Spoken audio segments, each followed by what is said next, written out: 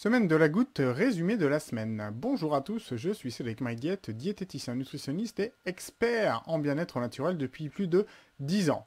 Alors, avant de faire le point sur le résumé, je peux vous rappeler que vous pouvez télécharger mes deux e-books avec le lien qui est juste en dessous, tout comme prendre une consultation en ligne avec moi également en dessous avec le lien qui est inscrit. Alors, on refait le point sur notre crise de goutte et cet excès d'acide urique qu'on appelle également hyperuricémie dans le sang et qui peut s'accumuler à différents endroits dans le corps. On peut avoir au niveau des articulations avec une arthrite aiguë, on peut avoir sous la peau ou on peut également avoir des cristaux d'urate qui forment une crise, comme on dit, de goutte. Alors, ça peut, ce trop-plein, comme on peut dire, d'acide urique peut venir d'une consommation trop importante de protéines, notamment de viande forte et de gibier, on le verra un peu plus loin, mais également par une baisse de son élimination rénale pas encore très bien expliquée, où du coup les reins ne fonctionnent pas très bien pour éliminer cet acide urique. Alors c'est une pathologie, contrairement à la semaine dernière sur les infections urinaires, qui est principalement masculine à 90%, à 90% des cas, et la primo-crise apparaît en général après 35 ans. Pour les femmes, pour les 10% de femmes, si on peut dire, c'est principalement après la ménopause qu'elle peut apparaître s'il y a également trop de sédentarité, un peu d'obésité et une consommation d'alcool un peu plus élevée que la moyenne. La goutte primitive, en fait, qui est essentiellement génétique, 30% des cas, est en rapport en fait avec le métabolisme des purines qui ne fonctionne pas au mieux. En fait, le métabolisme des purines, c'est le métabolisme de l'acide urique, et donc qui ne fonctionne pas très bien, mais aussi dû à une atteinte rénale. Les reins ne fonctionnent pas bien, et de ce fait-là, cet acide urique n'est pas très bien éliminé. Pardon. Et ces cristaux d'urate, donc dans le cas de crise de goutte, donc dans le cas vraiment où vous avez des fortes douleurs, il est également révélé par une acidose chronique, c'est-à-dire trop d'acidité dans le sang et dans les urines principalement. Il faut savoir que le dosage normal d'acide urique dans le sang est compris entre 35 et 70 mg par litre.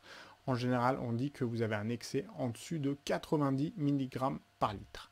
Donc voilà, si vous avez fait une prise de sang, ce qu'il faut regarder tout simplement. Alors mardi, on a vu les symptômes et la cause de la crise de goutte. En fait, la goutte secondaire, c'est celle qu'on a vue en tout début, c'est primitive. Et la goutte secondaire est la plus courante, à dire, et un taux d'acide urique sanguin augmenté par une dégradation accrue des protéines. Et en fait, cette dégradation accrue des protéines vient de plusieurs causes, tout simplement. Ça peut être un traitement médicamenteux très puissant, type chimiothérapie ou même diurétique.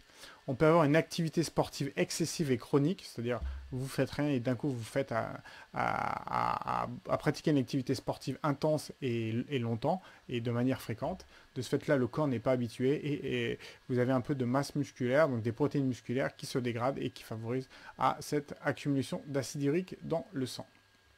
Vous avez des calculs rénaux également qui peuvent en être la cause. On a un dysfonctionnement rénal qui entraîne également une mauvaise élimination, comme on l'a vu également. Et une alimentation riche en aliments contenant des purines. Ça, nous allons les voir juste un peu plus loin, les aliments qui contiennent les purines.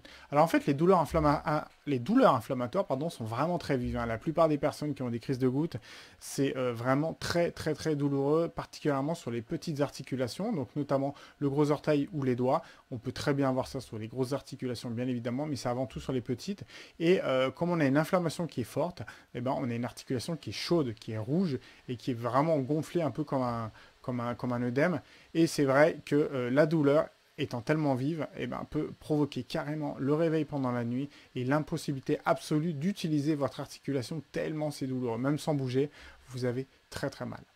Et dans le cadre des lithiases, urinaires, c'est exactement pareil. Les calculs rénaux, c'est encore des choses qui sont très très très douloureuses. Si vous connaissez ça, je pense que vous me comprenez. Donc c'est ça, les lithiases, c'est-à-dire en gros des calculs que vous les voyez au niveau rénal ou au niveau articulaire, quoi qu'il arrive, ça vous rend fortement impotent, comme on le dit.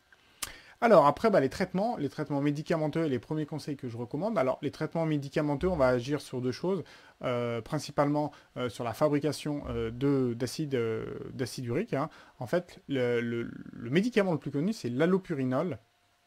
Attention cependant aux interactions qu'il peut avoir d'autres médicaments. Et lui, en fait, c'est tout simplement une molécule qui réduit la synthèse de l'acide nucléique, tout simplement. Après, vous avez ce qu'on appelle des inhibiteurs. Les inhibiteurs, en fait, c'est des inhibiteurs de la réabsorption rénale d'acide urique, c'est-à-dire on évite que l'acide urique soit réabsorbé au niveau du rein, au niveau du néphron plus précisément. Et la molécule la plus active étant le benzbromarone. Benzbromarone, ouais, je ne sais pas si je prononce bien, mais voilà la substance active. Après, il y a également des enzymes en fait, qui sembleraient bien favoriser la dégradation. Cependant, en fait, il y a pas mal de risques d'allergie, donc attention avec ce produit. Et après, d'un point de vue plus symptomatologique, via la colchicine, vous apportez tout simplement un confort en patient en abaissant fortement l'inflammation et donc de ce fait-là indirectement la douleur. En fait, dans votre assiette, du coup, il faudra veiller évidemment à éliminer les aliments qui contiennent naturellement des purines.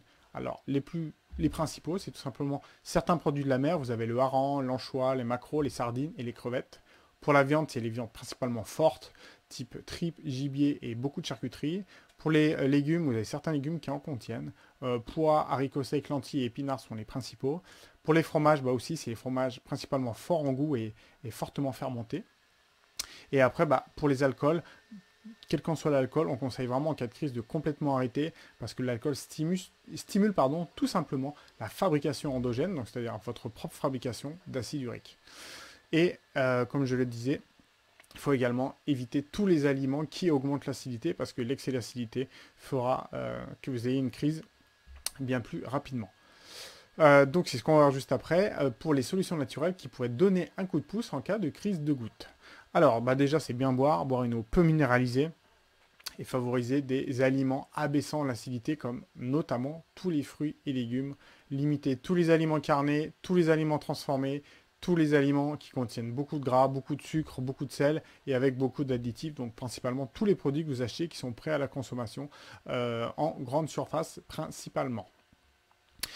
Je ne vais pas parler de toute l'acidité, comment abaisser l'acidité de votre sang, parce que j'ai fait des vidéos et je vous mets le lien juste en dessous. Je pense que ça sera encore plus rapide. Et du coup, d'un point de vue complément alimentaire, effectivement, on a le Depura-Sève, que je conseille vraiment, c'est un super produit.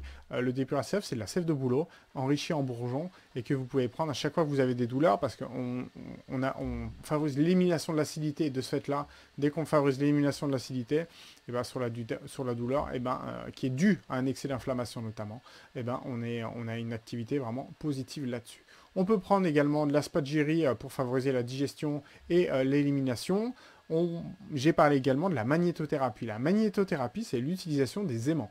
En fait, les aimants sont très très utilisés depuis très longtemps, notamment en Asie, parce que si vous prenez des aimants, ils ont un champ magnétique qui est plutôt calmant, qui stimule votre corps à fabriquer des molécules naturellement anti-inflammatoires. Donc ça peut très bien se mettre, ça n'a aucune contre-indication et ça marche très très bien.